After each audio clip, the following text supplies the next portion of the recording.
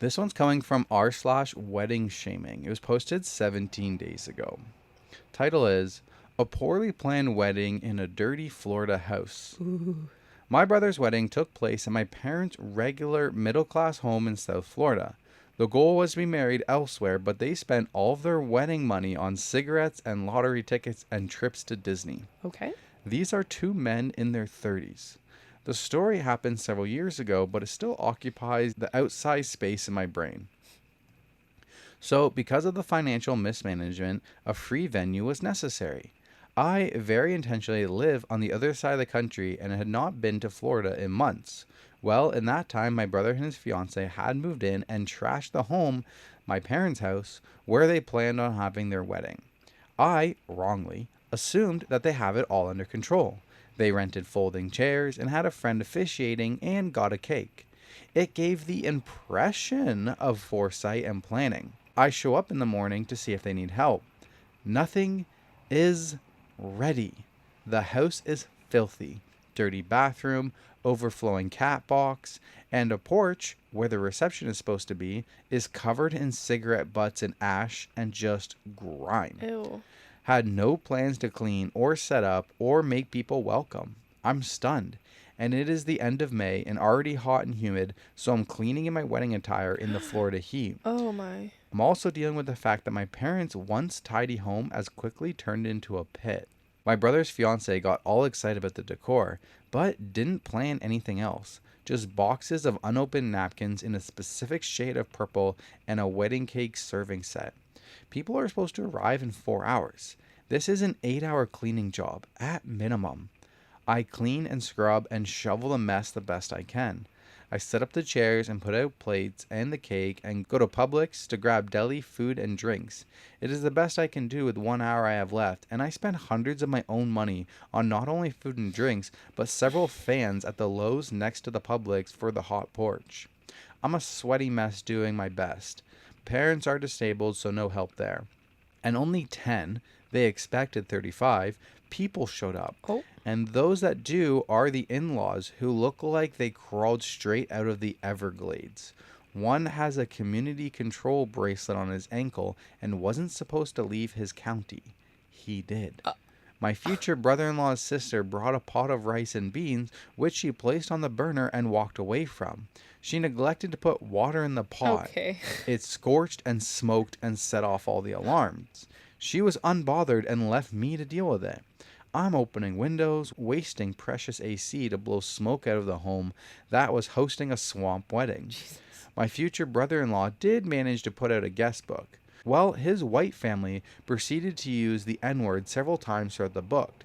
Exact wording on one note that lives in my brain: "Congrats N-words on your wedding and shit." As I was flipping through the book, I just about had a stroke. How could this get any worse? Who were these swamp creatures in my parents' dirty home? Oh my god. Then someone proceeded to shove a bunch of potato salad down the garbage disposal and totally clogged it. I guess they thought they were helping. The sink was unusable, so I had to watch a YouTube video on how to dismantle a disposal so I could clean it up. Oh my god. They are still together as far as I know, but I no longer talk to him for so many reasons. The wedding was just the tip of the trashy iceberg. I switched flights on the next day and treated myself to an upgrade and drank my way back to the other side of the continent. But I guess at least I know how to fix a garbage disposal, and I got to eat some Publix fried chicken. It was so good cold. Some extra Florida color that has nothing to do with the wedding, in case you're interested. I did learn his late grandfather successfully sued the local Greyhound track when he fell out of his seat drunk and broke his foot. They settled for a low 4-figure number, and the family all quit their jobs. What? His sister worked at a place that raised small monkeys to rent for parties and bar mitzvahs and stuff. No. She was bit by one during a hurricane. That is all I know. That is the story.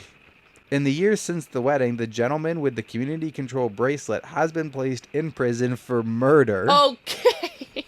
Thanks for reading my tale. Please don't rent monkeys. Who knows what they caught from the sister?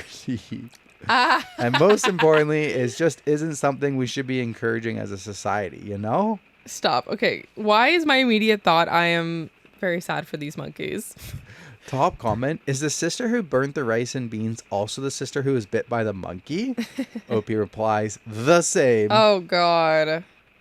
This would have been perfect for the hot mess episode last week. This is a pile of hot mess. Yeah, I guess. But like...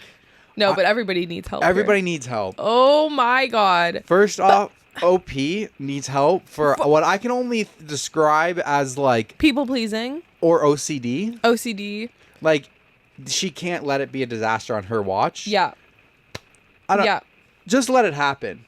Just let the disaster happen. Exactly. The whole time I was like, why? Why are you doing that? Why are you in your wedding dress and your hair and makeup? Why are you on your hands and knees scrubbing? Why are you doing that? I'm like, why? Just let Not my monkey, not my circus. Just let it happen. Just let the shit show happen and just watch it. Watch it burn. Grin and like, this was not your mess to clean up. Right? But I'm glad you cut them off because... honestly, it's better for your mental health that you are no longer concerning yourself with these people's problems. Yeah, I think the part of it probably was because it was her parents' house. Yeah, she was kind she of cleaning felt up guilty. her parents' house. Yeah, her parents because are disabled, her parents are disabled. and Yeah, the brother's just wreaking havoc. Yeah. Yeah.